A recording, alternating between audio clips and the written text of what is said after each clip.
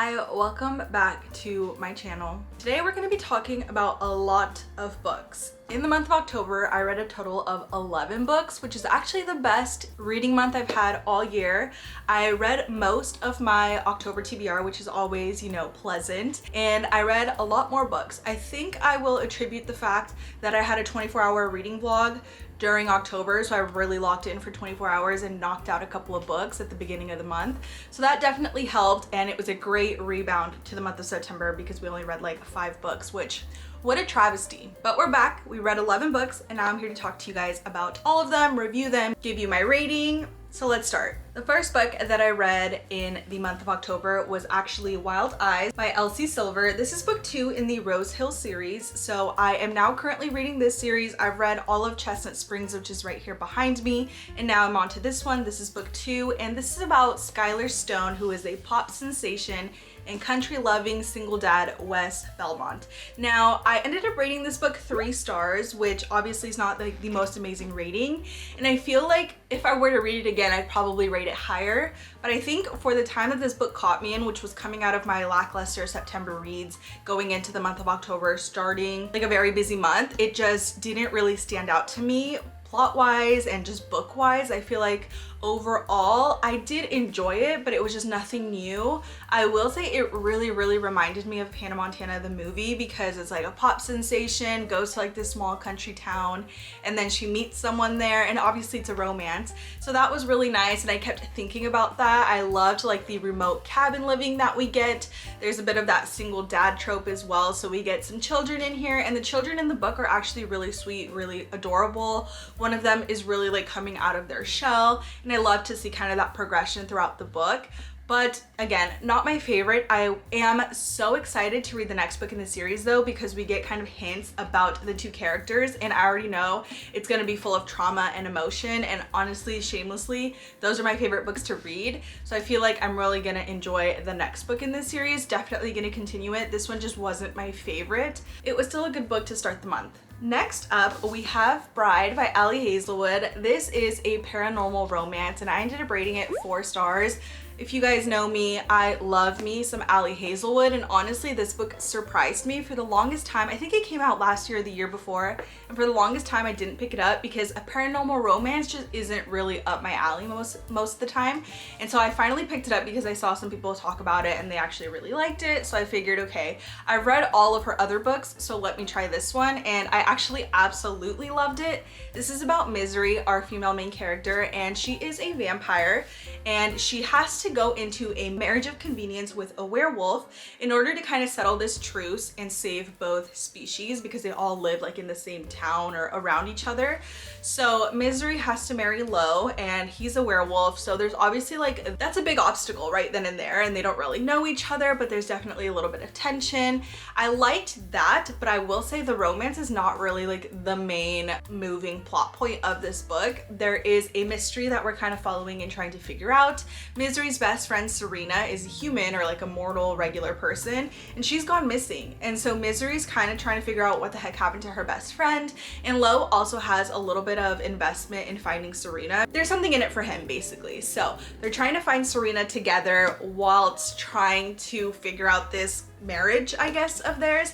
And I just really enjoyed it. I thought it was fun, it was flirty, it was bantery, it was light, but also having that great mysterious undertone. Perfect for the October fall season. So I was a really big fan of this, and this is actually book 1 in a series, or a duology maybe, that the second book just came out like this last month. It's called Mate, and I'm really excited to pick that up too. I haven't bought it yet, but I probably will soon, just because this book was so good. Next up, we had Fearful by Lauren Roberts. This is a novella, which I ended up rating 3.25 stars. It's extremely short, and I liked that. I just felt like this was not what I expected it to be. I did think it was going to be about one of our main characters in the series, Kit, and he actually was one of my favorites. Like, I just wanted to know more about him, his plot, what he was doing while our other main characters kind of had center stage. And that's what I thought this book was going to be, but it wasn't really. This actually introduces a new character, and that new character has a very interesting perspective on all of our other characters. Sorry if that sounds confusing, but I don't want to spoil anything, and it definitely caught me off guard going into this book, so I don't want to spoil anything for anyone who wants to pick it up. At first, I definitely felt like it wasn't necessary. It wasn't adding anything to the actual story as a whole. But while I was reading it, like in the middle, I was like, okay, Lauren Roberts obviously has a way with words. Some of her quotes are just amazing and they really stand out. So I really liked that about the book. And then as I finished it, I was kind of like, okay, it wasn't obviously the most integral part of the plot, but I did feel it was needed. It was cool to have some insight on some of our other characters that we didn't really get to see too much about. There's also like a heartfelt romance in here that I was not expecting, and I actually really liked that as well, because again, this kind of sheds some light on some minor side characters throughout the whole series. So I did enjoy it. It's not my favorite in the series, but it's short, and if you haven't read it, I would say maybe pick it up, give it a try, because I mean, since it's so short, it really is not going to harm anything. It's definitely more character centered than plot centered, so there's not too much going on plot wise, but the character development is great. On to the next book that I read, and that was Scythe and Sparrow by Bryn Weaver. I rated this 4 stars. This is the 3rd book in the Ruinous Love trilogy. So I finally finished the series, which I'm really happy about because I got this book like a while ago, maybe the beginning of the year, end of last year. So I've been holding on to it for a little bit, and I'm really glad I actually waited to read this because it takes place around Halloween. Basically, this is about our main character, Rose, who's a circus performer and like a motorcycle rider in the circus. So she has a really interesting job, and she meets Dr. Kane because she gets into a really bad accident.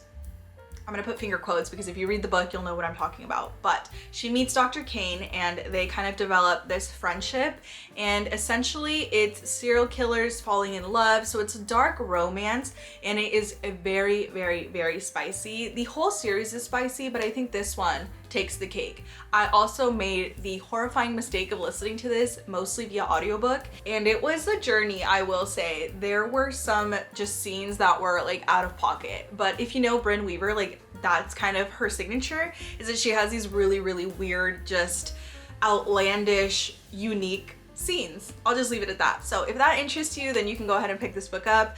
But it does also take place around Halloween. I believe there's like a carnival around literally Halloween costumes or something like that. So another great book to read this season, or for Halloween, which we just unfortunately passed. But I did really enjoy it. I thought the romance was like decently convincing. There are like some big barriers for their relationship, and the way that they're kind of talked about is very realistic. The sacrifices that they have to make are somewhat realistic.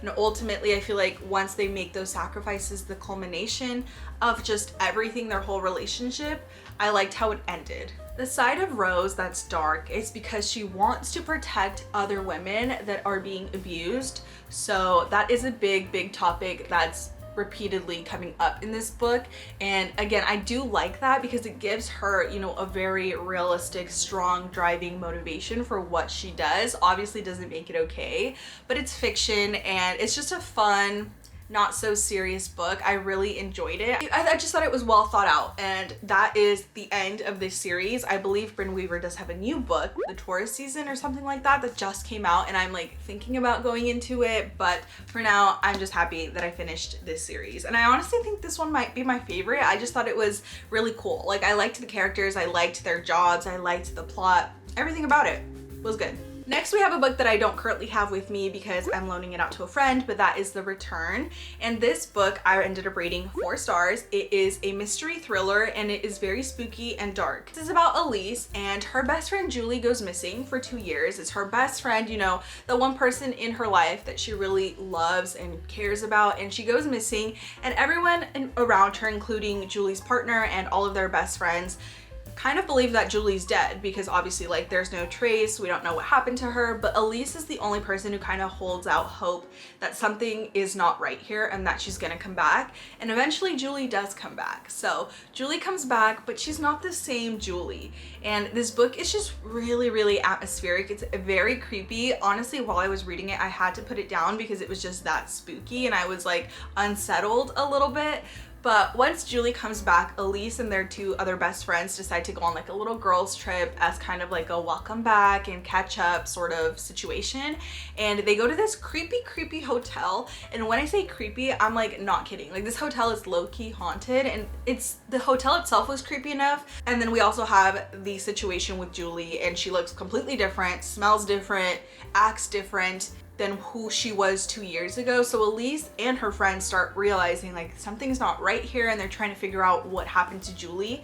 But Julie swears she does not remember anything. So it's a whole situation, but I absolutely recommend this book. I just felt like if you're looking for a book that's like truly spooky and a little off-putting, then this is the one that you should go for. It really surprised me because I did not think I was gonna get that out of this book. It was incredibly fast-paced. I could not put this book down. I read it during my 24-hour readathon, and I think I finished it pretty quickly because I sincerely could not put it down. So I would absolutely recommend if you're looking for something very spooky, horror driven. Next up, we have a book that was my book club book with me and my friends, and that was Mr. Magic. This is another mystery thriller, and obviously the cover is so fun. That was probably my favorite part of this book. Unfortunately, I ended up rating this book 2 stars, which is my lowest rated book this month. But the first third, I was in it. I was so excited for what was gonna happen. We follow our main character, Val, who experiences a very tragic death and loss in her like immediate family. That's kind of happening in the very first chapter of the book. And so she kind of has to go through this while also trying to go back to like a reunion for a TV show that she was in when she was younger with a group of other people, but she doesn't really remember too much about this show, and there's just something really off and mysterious about this show. Basically what I'm trying to say is it seemed really interesting from the beginning. Like I was in it, I wanted to see what was gonna happen. Who is gonna tell Val what happened, what her experience when she was younger was like? Are these groups of people that she's now kind of having a reunion with, do they have her best intentions in mind, or are they just also bad characters, bad actors? So we dive into that, and the first third was great. After that, it really slowed down for me, and I just didn't really care much. I feel like there were characters introduced here that could have been so good, and then we just completely forgot about them. I don't know. It just wasn't my favorite. Ended up rating it 2 stars. I don't think I would recommend this book just because for me, it was not that fun. The last, I think like 40 pages I DNF'd because I just I couldn't get through it. But obviously I still read like 80-90% of it, so I'm gonna count it as read. It was not my favorite. Next up, we have a series that I started, and that is Harry Potter. I read the first, second, and third book this month, and I believe my ratings were 5 stars, 3.75, and 4.25 in that order. Now, I'm not going to talk too much about these because I'm sure you guys know what they are. I did have a vlog earlier on last month about reading the first book in this series, and I am liking the series, but if you are interested in reading the series, I would highly recommend you to buy it from the thrift store or check it out from the library. I am actually borrowing this entire series from one of my very close friends. I just think there's so many copies of these books out in circulation, and they're so easily accessible that I don't think we have to purchase them. Not a fan of the author, but I figured I need to read this, or I really want to read this book and series because I just want to know what the hype is. For many years I've put it off for so long, and I just genuinely wanted to see what it was about, and I am very much liking it. But again, if you are interested in reading this, please check it out from the library or borrow it or buy it secondhand. But it is a very nostalgic, very popular, I can't even, like, I feel like I'm understating the influence that this series has had, and just for the sake of knowing what happens in it and being a part of knowing Harry Potter, I want to read it. So I will be finishing the series, but that's all I'm really gonna say about it. Next up, we had another 5-star read, and I don't think this is gonna be a surprise to anybody. The Four Winds by Kristen Hanna. This book was on my October TBR, and I'm very glad that I finally read it. This takes place in the 1920s. We follow our main character, Elsa. She is a full-grown woman, and she has her children. She's living in Texas, and there's a very bad drought. This is taking place during the Great Depression and the Dust Bowl. Like, there are just so many huge environmental factors kind of going on that make living in Texas extremely difficult. So Elsa is battling her own personal ambition and feelings of moving west to California to find a better life for her and her children. And I just want to say, like, that's kind of the main synopsis of the book. This book is very sad. I feel like with other Kristen Hanna books, they're all very sad and emotional, and I'm not gonna lie, this one had me sobbing. Like, the end, even thinking about it, I'm getting chills. Like, Kristen Hanna is my favorite author. She just knows how to write stories about women and women-led stories, and this one is no different, but this one is incredibly sad. I feel like everything else that and her children go through is just extremely sad and demoralizing, and yet somehow, I'm not even gonna say they come on top, but they just figure it out. Like, it is life and it's very sad. So I just want to keep saying that because I didn't expect it to be as sad as it was, and looking back, I feel like while I was reading it, I was like, what is going to happen here? Like, where is our happy ending? It's just a very down kind of book, but it is so well written. I feel like every time I read something by Kristen Hanna, I learn something, and I feel like I learned so much about the Great Depression and California's own history with immigrants internationally and nationally. I did not know that entire history, so I was very happy to kind of walk away with that from this book. During, I feel like, half of the book, I was just kind of like, what is going on here? There wasn't much plot happening there. I feel like it was a very stalled plot. We were in a certain location for a very long time, and I don't know why. I mean, I know why, but I just felt like it was a little too long, in my opinion. At the end of the day, it was still 5 stars for me because the message is so incredibly important, especially now more than ever. I feel like if you haven't read this book, this is the perfect time to read it because I feel like you'll definitely learn a lot. It talks about immigrants, it talks about their sacrifices, it talks about people just trying to be better, do better for their families and the personal sacrifices that they make, and then being seen as like bad people is just heartbreaking. So it's a very sad story. It's a 5-star read for me. Kristen Hanna is an amazing author. I love her, and I finally read this book, and it's very near and dear to my heart. I remember reading it and thinking, wow, this is kind of my least favorite Kristen Hanna book out of like The Great Alone, The Women, The Nightingale, Firefly Lane. Those are all amazing books. I would probably put this one, I'm looking off camera because I'm staring at my Kristen Hanna books. I think my current Kristen Hanna rating is The Great Alone is my favorite book ever, so that one is number 1. I think The Women would actually be number 2. That one just left me like shell-shocked after I finished it. The Nightingale, of course, it's an amazing book. I love that book as well. And then I would probably have to say this one and then Firefly Lane, even though, again, loved all of these books, and obviously that's saying something because they're all 5 stars for me. I love Kristen Hanna. Now, that's it. I'm just gonna leave it there. The last and final book I read last month in October was Hood Feminism. I started this, I think, mid-August, and I don't know why it took me so long to read it.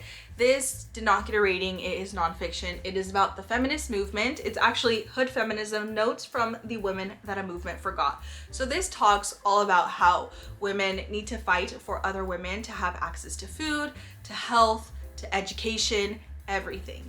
We are not a movement as feminists strong if we're not all standing for each other. So I think it does a really good job of highlighting, obviously, the overwhelming majority of women that are overlooked and kind of dismissed, and putting that at the forefront. It's a glaring spotlight on kind of the Achilles heel of the feminist movement. And so I feel like I did genuinely learn a lot, and it just kind of made me think more about how I, as an ally, can be a better ally for all women, and that is all women of different races, different social classes, different ages, everything. I thought this was really interesting. It's a very short read. It did take me so long. I don't know why. I think I was just mostly putting it off, or like putting other books ahead of it. So I finally finished it, and I would absolutely recommend this book, especially if you're kind of new to feminism or don't really know what it means, because I know it has such a big sort of triggering title when it really shouldn't be. It's all about just finding equality for women everywhere, anytime.